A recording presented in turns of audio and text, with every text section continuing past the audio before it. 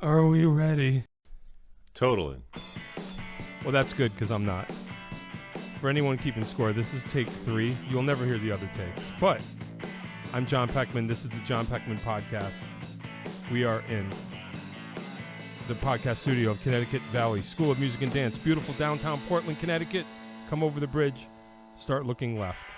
You can't miss us. We are here with Mr. Eric Kuhn. Correct? You got it. Oh, You got it, John. boy, oh boy. It's wonderful to be here. Oh, good. Well, I'm glad you think so. I mean, I'm glad to be here. But It's a lovely day. it is. It is. And it's a beautiful little studio here. Yeah, he does a good job. He does. Yeah, definitely. He being, of course, Mr. Dave Kosminski, The boss. Yep. the owner, proprietor, and Dave's- presiding spirit. It's Dave's world. It is, yeah. It's Dave's world. We're just here temporarily. So tell us about yourself. Well,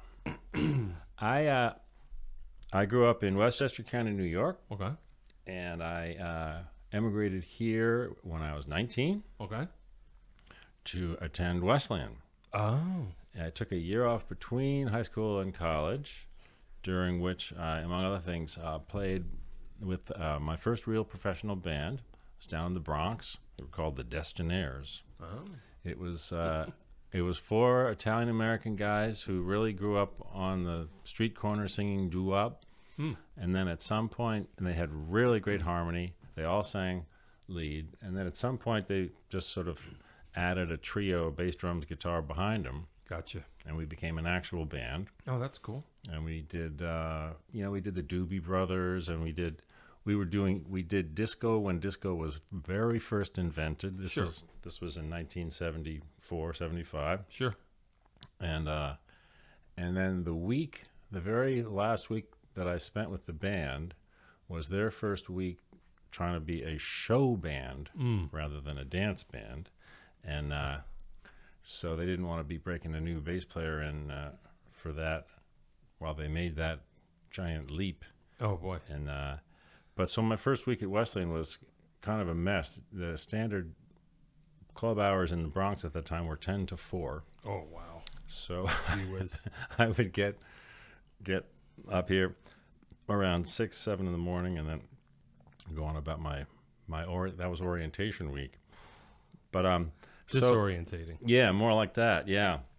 And my first landfall as an actual Middletown person was a guy named Jeff Zenowitz, Okay. who worked at Rivers Music on Main Street of Middletown. Yep. Rivers Music was a very small chain. There was like 3 of them, I think. There was one in New Britain. There was one Yeah, it sounds familiar. It was like that. It's long gone. But through him, I met this person and that person and the other person. And after a while, I had so many music friends and connections that after Wesleyan, I just stayed. And at some point, somebody introduced me to, or Dave heard about me. So Dave had his band, the wedding band. Okay. It was called the Jason Smith Quintet. Okay. Reason being, it was run by a guy named Dave Kosminski. And there were 6 people. Exactly.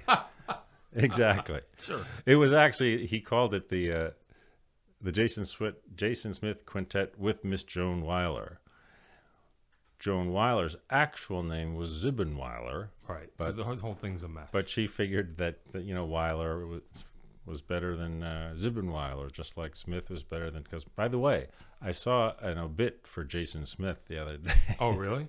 You got to know there's a Jason Smith, right? I mean, Yeah. a real one. But it was a sketch because people would really come up to Dave and say, "So, Jason, are you going to..." And did he remember that was his fake name? He'd be Oh, like, absolutely. What? Oh, so he Oh, was- yeah. No, it was his it was his idea. But so he the day that he met me, it was I had a house over on Bow Lane right near CVH here in town. Okay. And I think he came over to drop off like a cassette tape or maybe a song list or something to prep for the audition and just to meet me. So he's standing there in my living room and we're talking. There's a knock on the door, and it's a Middletown cop. And the cop wants to talk to me. And he wants to talk to me because some Rhode Island cops wanted to talk to me because somehow a vehicle registered to me had been found wrecked off a side road somewhere in Rhode Island. No Eric. And so here's this cop. I mean, he didn't have his gun drawn, Sure. but this is the first time I ever met Dave. And it didn't bother him, He's like, well, he's used to a life of crime. He's operating under a false name. It doesn't mean anything. There you It's go. just like, yeah, cops are here again. he just didn't faze him. So I've owed him more or less big time ever since, I would say. That's funny. Did they ever resolve it? Yeah, it had to do with my evil twin Erica, let's just say. Okay. Yeah, no, I mean, it wasn't I hadn't robbed a bank. Oh, yeah. Is this story, do you eventually rob a bank or no? No. Dave told me that you robbed a bank. No, not, that's on the bucket list, John. Oh, good. Yeah, sure. Yeah, no, definitely. It's not too late. No. But I better get on that because next, they won't even have paper money, No, that is true. I'll have to The bank across the street here got robbed one time when we were working. We were here working. Really? For real. Yeah, I don't know what it is. Liberty. Yep. Is that right? Yeah, the ink pack went off. The bushes were red or blue or whatever. Yeah. I have to ask Dave about that. I don't remember how long ago that was, but yeah. Cute. It was, we missed it, but we just missed it. Wow. Yeah, crazy. So that was 84. Oh, wow. Or 86 or something along like that when I joined the band. And were you still at school this whole time? No. I was out of school by around 1980. Okay. Yeah, so I just... What'd you study, if you don't mind me asking? No, I studied government. Oh. Okay. Yeah. That's cool. And I studied music too, but I didn't complete a major. And Dave had a happening thing. I mean, at that time, we were playing a lot of weddings. We also were sort of the house band at the Elks Club, We played various... A fair amount of time we would have a gig in the afternoon and then another gig in the evening. And I was at that time paying like $25 a month for health insurance. Yeah, right. That times were different, and I really was making a lot of my living with the Jason Smith. Yeah, that's what I was going to ask. Was that your livelihood at that time? Not the entire livelihood, but it was a lot of it. Yeah.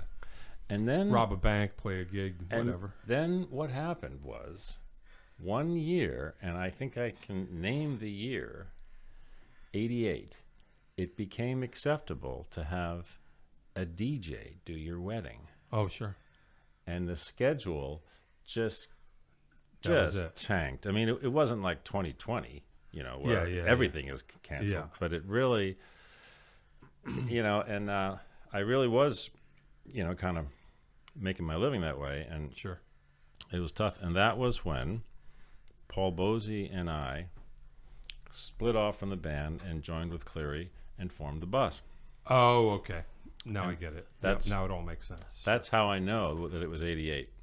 Right. Because, it was one of those things, until that year, having a DJ at your wedding, it would have been like not serving food or something. It just wasn't done. Right. And then it became acceptable. And yeah, I hear you. So, and then we did the Bus, and the Bus had a 3-year run. It was a very good 3 years. There was a very happening music scene around Middletown at that time. There were at least three live venues on Main Street. There was Mother's, which is now Eli Cannon's.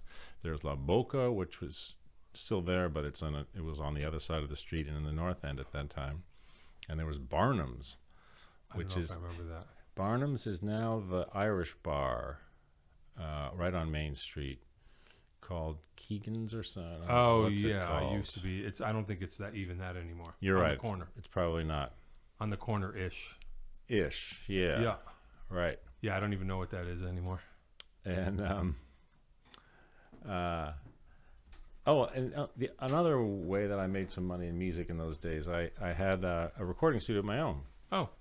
I bought out a place called Pine Brook when they went up from 8-track to 16. I bought their 8-track, and then I bought their 16-track stuff after that. And there was a fun evening when Mr. Dave Kosminski helped me move that stuff. Oh boy! In the winter. I remember that. And it was Cliff Oliveira over in East Haddam had a very steep driveway, and it was really heavy stuff, and we had to get towed out of there. Oh But boy! So I got to ask Dave, which hernia was that? You know what I mean? Like, which one? That was one of the first ones. Yeah, that was number one. That was numero uno. The debut, the hernia debut. Really? Yeah, it's funny when it's not you. I guess I can laugh. It was heavy equipment. Oof. The tape was 2 inches thick. Sure. 16-inch, 2-inch tape. Yep. A reel of the tape felt about like a cinder block. Sure. Yep. I remember all that. Cost about $160 for like 16 minutes worth of tape. So bands would just rent the tape. Yep. I remember those days. Yep. Yep. You keep it for a certain amount of time and then erase it and start over. I still have a bunch of that tape. I don't have the equipment to use it on. Yeah, right. Because then I sold it on eventually. Sure. And so along the way, now John, here's a little teaser for you. You and I played a gig together one time. I believe you. Oh, I have a lot of memory lapses I've learned over the years. It wasn't in the deep, dark, distant past decades that's ago. bad news. But that's okay. So one of the bands that I played in at one point was an outfit called Made in the Shade. Does that ring a bell at all? No. Made in the Shade was fronted by a fellow named Rob Jockle. Okay. Who in the very first year of its existence was the front man of a little outfit called 8 to the Bar. Right. Yep. And he, I guess, was difficult for them to work with, or there was, I don't know. In any event, he split off, or they spun him off. Sure. And he created a somewhat similar band, a rock and swing band, that featured Kenny Malilly playing a harmonica through a Leslie and making it sound like an organ. Wow, that's interesting. And it was different, yeah.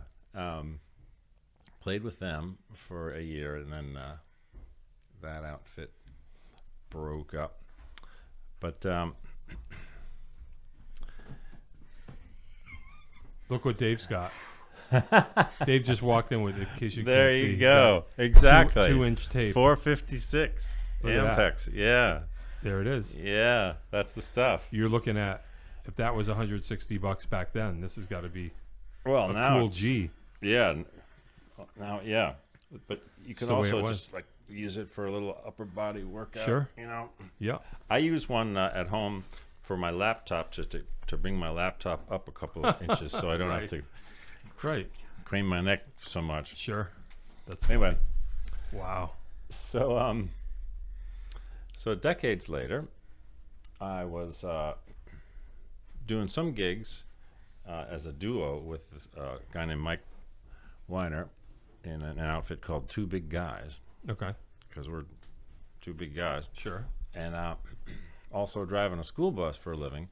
And a friend of mine named Noah Behrman, who is a jazz guy, he's a Middletown Wesleyan jazz savant, told me that his friend Cynthia Lyon of 8 to the Bar Sure.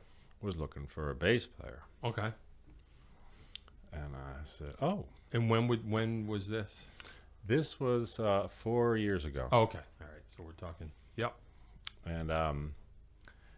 And I got that gig. Right. And that was an amazing step up in life, because basically, next thing you knew, I was making roughly what I had made as a full-time school bus driver, playing with 8 to the bar. Yeah. So I've been there. that was, I know you have. Yeah. So that, I probably played, didn't I? Now I'm remembering I played your audition, didn't I? I probably did. She had me come and play for the audition I forgot. because the drummer lived in Boston, and she's like, "Can you just come down for a day?" I forgot about that. Yes, you did Yep. that. That's true. But I think that you also played a gig with us At the at the O and Ego. That's right. Yep. Right? Yep. I do remember. Okay. When we were kind of between drummers, or Is that right? yeah, we that drummer. There's been as 8 to the bar goes, there's been a lot of turnover. I mean, the guy that I replaced in the band played with them for 27 years. Michael. Yeah, Michael Corsini. Yeah, Sure. before he had enough. So, so if there's been a new guitarist and a new drummer in the 4 years that I've been with the band, Wow. that's incredible turmoil. Yeah. and turnover for them. It happened. Yeah, for them it as is, they yeah. go, Yep. and so That's yeah, right. and then and obviously everything went away last year. Yep. We played like half a dozen gigs over the entirety of the summer, last summer. Yep. And now we're back. We played our first gig this past weekend. Oh, well, that's cool. Yeah. That's cool. At Parrot Delaney out in New Hartford. Yep. Sure. Yep. I know that place. And, That's cool. Yeah. So yeah, I think probably only Cynthia and Colin from my days, right? Well, you would know what my days were. Yeah. but- What were your days? Your days were pretty early, weren't they? Well, in the grand scheme of things, I don't know. I joined in '89, and Yeah, that's pretty early. yeah, I think I quit I quit a couple of times, but I probably quit I was there almost 10 years. I think I quit in '98, something like that, close to it. So Close to 10 years. yes, that's right. Only Cynthia and Colin Yeah. left over Right. from them days. Yep. Wow. Yeah, well, I guess that'll happen. Yeah. That'll happen eventually. I mean, they're not going anywhere. It's their gig. They're hanging in there. I gotta get them. They're on the list. Yeah. They're on the list to be up here. They'd be a good Oh yeah. interview. Oh, definitely. Oh, for sure. I mean, you know what it's like being in that band's like family. For me it was. I always had a good time, and yeah, I can get together. I can call Cynthia and we'll talk on the phone for hours, Yeah. just about whatever. So, we'll have to do that in front of microphones one of these times. There'll be plenty to talk about. She's a force of nature, as they say. Oh yeah, no doubt. There's no doubt about that. Still at it. Mm-hmm. Still going strong. Yeah, God bless her. Yeah, I mean that provided me. That was my. I think I was kind of half pro. Before then, I think I stopped working jobs in the one band before I joined 8 to the Bar. But once I joined 8 to the Bar, then that was my job. That was my occupation. Yeah. Well, at back, that time. Back in those days, it was it was really heavy. Yeah, it was. It was really heavy. And I don't even know if it was the heaviest. I mean, when I was in the band, it was 5 days a week, 6 days a week. It was, Yeah. it was a full-time thing, Right. I don't think that you could really do much else. So, Right. yeah, I looked out for a while. Yeah. When I joined, it was down to only 70 or 80 gigs a year, something Yeah. like that. Well, that's all right. I mean, But even at that, like I say, it was making sure. paying as much as driving a damn school bus. Yeah, you got that right. Getting up at 5 a.m. So Yeah. it was a glorious thing. Yeah. No, those were definitely, I don't know if they were the days, but they were definitely days, put it that way. You know what I mean? So yeah. So that's your story, more or less. Ish. Yeah. Yeah. Ish is good. We'll go with ish. Put out a few few recordings of my own along the way. Oh yeah. First So one, you're a bass player primarily. yeah, Okay. but I do play some other instruments. Sure. I sing. Nice. And having one's own more or less professional recording equipment is helpful in, Sure. in this regard. Yep. Although these days I do it elsewhere, partially at Michael Arafe's Oh. Coffee House Recording Studio. Okay. Yeah. I'm The world famous. a frequent flyer down there. Sure. And then these days also sometimes I do some work down at Colin's place. Sure. Yeah. Because Yeah. he's rather adept. Yeah. Oh yeah. Yeah. Yeah. He was getting into it when I joined. He just kind of started getting into it. Cynthia started to figure out that, like, well, hey, wait. If I could build a studio here in the house, we don't have to, go to others. We don't have to leave the house. And he kind of started getting into it. And we made the first couple of records there. Uh-huh. And then that was it. In-house. The in-house recording studio. Bar none. Bar none. Yep. That's the way that goes. What else do you want to touch on? This is your gig. I don't know what questions to ask exactly. Well, let's see now. Oh, well, I want to tell you about a small disease that I have. It's actually a disease that my name has. Oh, boy. It suffers from Intranomial Consonitis. That's when your last name begins with the same consonant that your first name ends with. Oh. Wow. I'm Eric Kuhn. Gotcha. If you suffered from Intranomial Consonitis, you would either be John Neckman Right. Or Jope. or Jop. Yeah. Yeah. Jope. Wow. Yeah. It's been a cross that I've borne, throughout my life. And there's no cure. There's no cure, not really. I mean, unless you really want to, like, I don't know, maybe if I reinvented myself with like a one name, You could. I could be, Eric. Yeah. I don't think so. I kind of feel like that's already happened, Yeah. Yeah. Or I could just be Kuhn. Yeah. No, I don't think so. No. Not really. How has this negatively impacted your life? Well, I just think that This thing that no one ever thought of.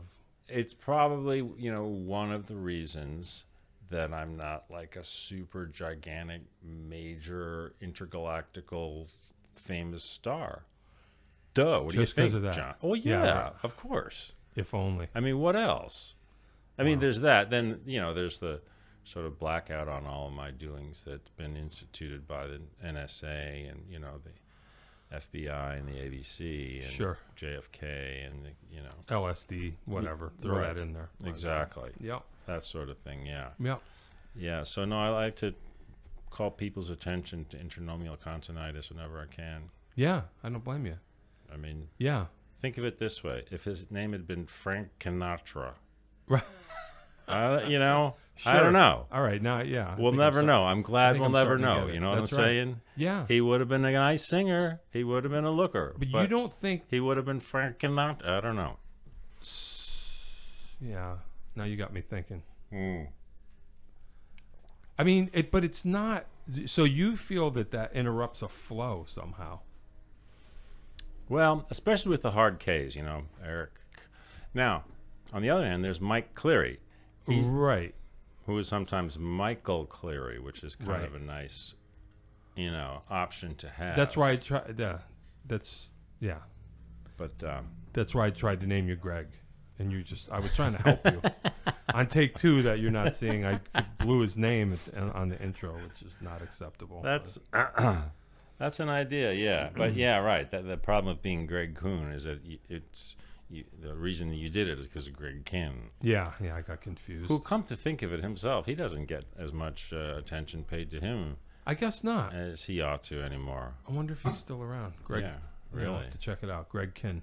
He was Remember like Greg Kinn? basically a one-hit guy. My Love's in Jeopardy. Was that him? Yep. Our That's Love's him and the breakup song. You remember the breakup song? No. Just got in it down about an hour ago. You don't remember that one? Keep going. Come on, it goes like this. You don't remember that? No, I don't remember the rest of it. The breakup song. They don't write them like that anymore.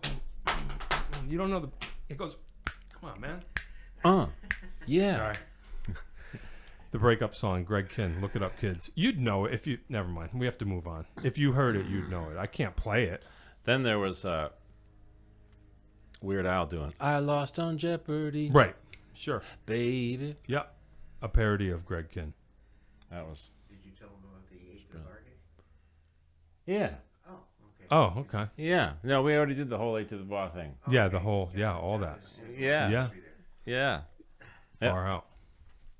Yeah, no, it's... You're an alumni. You'll be at the party someday. I remember... I mean, You're an alumni. I'm a... Oh, you're a current. Member. That's right. I guess alumni you have to be. Well, you'll be an alumni someday. You'll see. We all end up alumni somehow. I suppose, yeah. No, I haven't been to one of the alumni. I don't think they do that anymore. I think... They did it in the 90s when I was in the band. Sure. And the house was full. Yeah. So I can't even imagine since then Right. how many people. So on the one hand, it would be even more people at this point. Yep. Possibly some of whom they wouldn't even really be that psyched to see. I don't know. Maybe. Yeah, I don't know. And also, they're just... It's hard to leave with bad... I mean, I'm not... I just... God only knows. I mean, I'd probably... on balance, I think if I thought about it, I probably drove Cynthia crazy. Because I joined when I was in my early 20s. But even still, I couldn't venture to guess. But, I mean, Cynthia's cool. You're not going to leave on bad terms. I mean, I quit her band at least twice, and she was totally cool. You know what I mean? Like, yeah. So I don't know what it would take to. I mean, she's totally a pro. But there was one guy that I know that she would only one. Oh, well, that's not bad. And from way back early. Really? Yeah. So how is Rob Jockel? I'm just kidding. I have no idea. I don't even know Rob that well. I just not him. They're definitely friends. In fact, he still we play some gigs that he agents for us. Oh, sure. Yeah. And then he'll sit in. He still sings. No, I bet. Still sings it. I bet. Yeah. All right, cool. Yeah. So you teach here for Dave sometimes, is that right?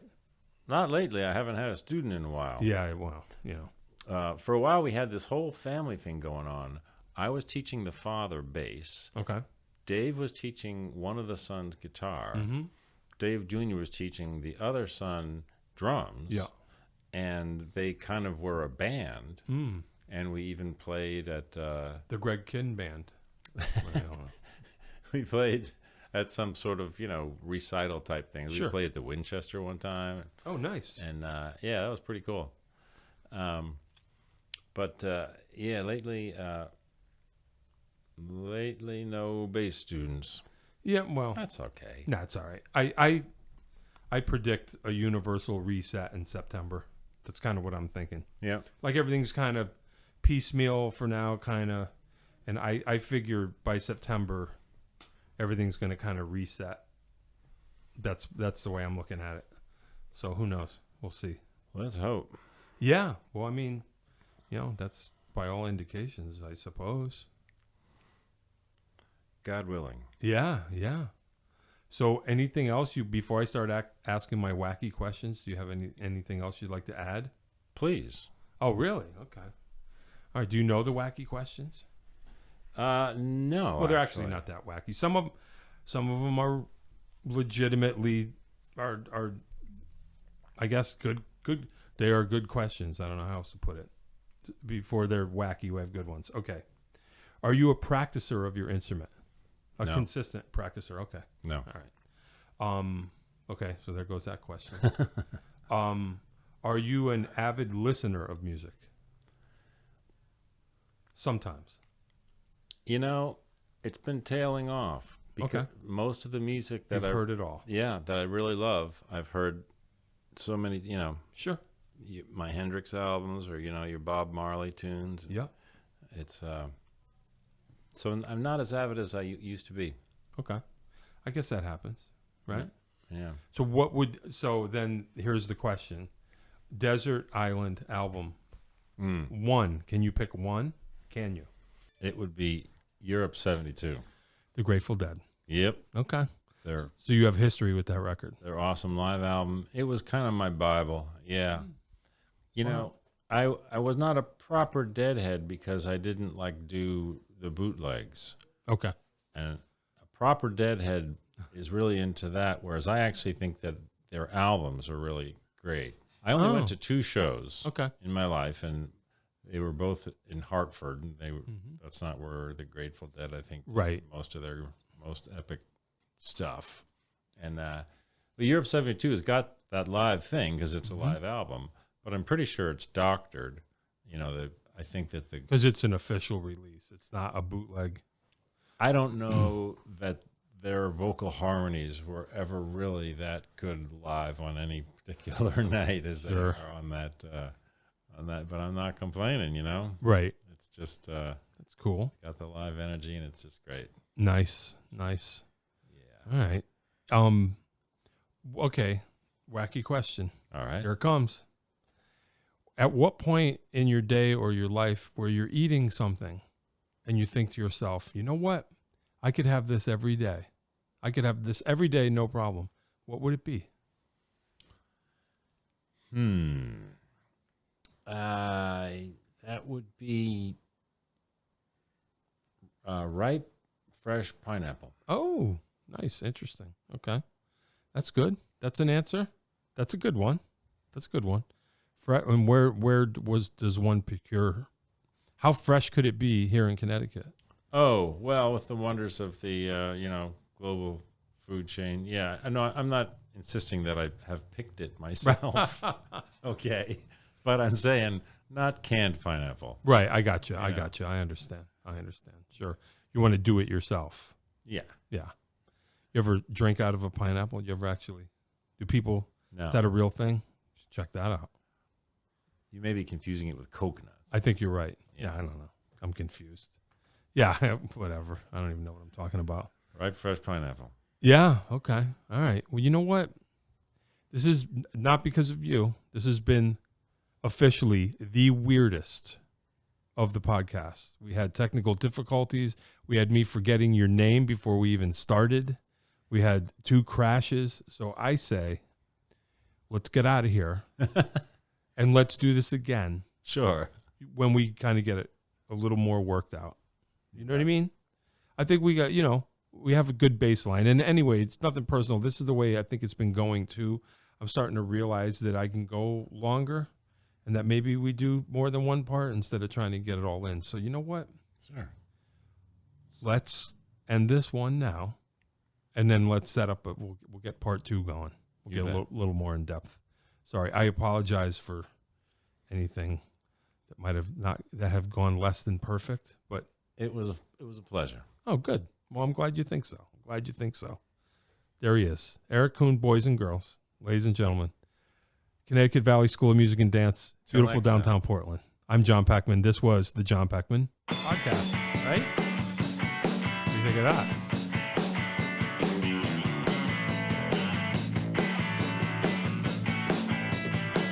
Oh, wait, it's not over. Listen.